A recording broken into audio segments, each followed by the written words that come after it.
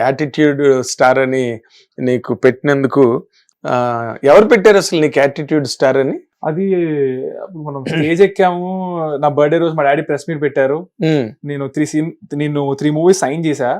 So ఆ sign చేసిన event అని చెప్పి ఆయన రాబోతున్నావు కదరా, డైరెక్ట్ గా సినిమా రిలీజ్ అయినప్పుడు కంటే కొంచెం ముందే నీలో రాబోతున్నా అని చెప్తే ప్రేక్షకులు ఇంకా దగ్గర తీసుకుంటారు. నేను నీ బర్త్డే సందర్భంగా నేను ఇచ్చే గిఫ్ట్ ఇదే అని చెప్పి he plan his PR type లో అనుకొని ఆయన ప్లానింగ్ అనమాట.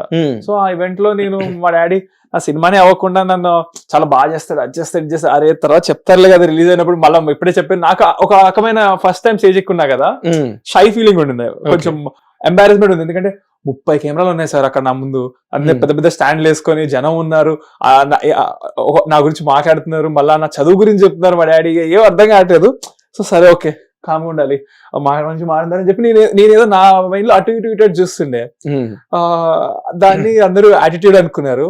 సో దాని గురించి ఫుల్ ట్రోలింగ్స్ అయిపోయి ఆ ట్రోల్ వీడియోస్ పైన థంబ్నెయిల్స్ మీద కానీ లేకపోతే ఎక్కడైనా మీమ్స్ లో కానీ సోషల్ మీడియా ఫేస్బుక్ ఇన్స్టాగ్రామ్ మనుషులు యాటిట్యూడ్ స్టార్ అని పెట్టారు. అప్పుడు నా ఇమ్మీడియట్ గా నా సినిమా గ్లిమ్స్ ఒకటి రిలీజ్ చేద్దామని ప్రొడ్యూసర్ వాళ్ళు అనుకున్నారు. అప్పుడు నేను వర్క్ చేసిన సినిమాకి దాంట్లో వాళ్ళు డైరెక్ట్ గా యాటిట్యూడ్ స్టార్ అని పెట్టేశారు. నాకు కూడా తెలియదు పెట్టేంత వరకు.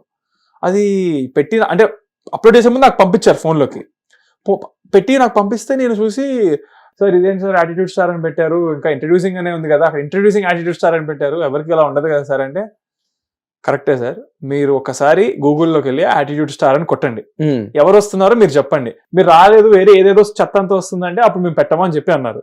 తర్వాత ఓకే సార్ ఒక్కసారి ఆలోచించుకొని చెప్తాను. మరి మా ఫ్యామిలీ కానీ నా ఫ్రెండ్స్ తో కానీ మాట్లాడా, అరే ఇలా అన్నారు రా ఏంట్రా మరి మా ఫ్రెండ్స్ అంటే, వాళ్ళు అరే నిజమే కదరా నువ్వే వస్తున్నావు యాటిట్యూడ్ స్టార్ కొడితే, ప్రజలు ఇచ్చిందే కదా, అలా రావడం కూడా రేరు, వాళ్ళ నుంచి వచ్చింది కాబట్టి అది నువ్వు ఫిక్స్ అయిపోయినారా, తీసుకోవడం మంచి విషయం అది యాక్చువల్ గా అంటే, కరెక్టే కదా స్టార్డమ్ ఇచ్చి అంటే స్టార్ ట్యాగ్ ఇచ్చారు, attitude can be good or bad, అది మన బట్టి ఉంటుంది. ఇంకా సో యాటిట్యూడ్ స్టార్ ఇంకా ఓకే అని ఇంకా గో విత్ ద ఫ్లో అనుకుని వదిలేసా. అంతేనా? అంతే. నీ యాటిట్యూడ్ ఏంటి అసలు యాక్చువల్ గా? అది మీరు చెప్పండి సార్, మీకు ఇప్పుడు కలిసి మాట్లాడుతున్నాం కదా, మీకు ఏమనిపిస్తుంది? అంటే నువ్వు పాజిటివ్ యాటిట్యూడ్ ఉంది నీకు. నేను స్టేజ్ మీద చూసే కదా, మీ మదర్ కళ్ళ నీళ్లు పెట్టుకుంటుంటే నువ్వు దగ్గరుండి తీసుకెళ్లి కుర్చీలో కూర్చోబెట్టి వచ్చావు. నీ పనులు నువ్వు ఉండకుండా అమ్మని కనిపెట్టావు. బాధపడుతోంది అంటే అఫ్ కోర్స్ అవన్నీ మీ ఫాదర్ స్టేజ్ మీద చెప్పారు అనుకో, ఆనంద భాష్పాలని 100%. కానీ సినిమా ఇండస్ట్రీలోకి వచ్చి ఒక్క సినిమా కూడా రిలీజ్ కాకుండా టైటిల్ కొట్టేసిన హీరో నువ్వు ఒక్కడవే వరల్డ్ సినిమాలో నా ఉద్దేశం. అవును సార్. అవును సార్. ఎలా అనిపించింది నీకు? అది చాలా హ్యాపీగానే ఉంది సార్, ఎందుకంటే నేను పాజిటివ్ గానే తీసుకుంటున్నాను దాన్ని. సో ఇంకా ఆ తర్వాత ఇప్పుడు ఇది చూసి అది ఉత్తిగా పెట్టుకున్నారా అనిపిస్తే నేను డిసిషన్ కూడా తీసుకున్నాను సార్, ఒకటి గట్టి నిర్ణయం తీసుకున్నాను. ఏంటి?